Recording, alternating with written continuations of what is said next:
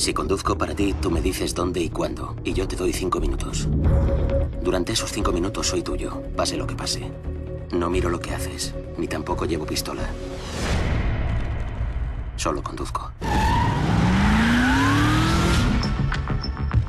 ¿Acabas de mudarte a Los Ángeles? Llevo aquí una temporada. ¿A qué te dedicas? Conduzco para películas.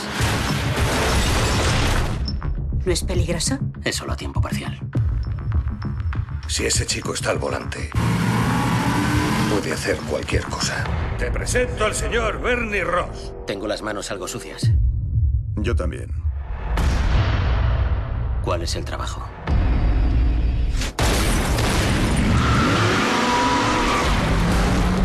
¿Tenías idea de que habría un segundo coche?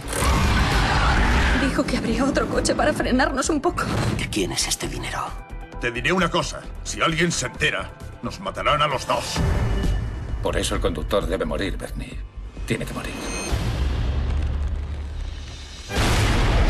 ¿Te acuerdas de esto? ¡No!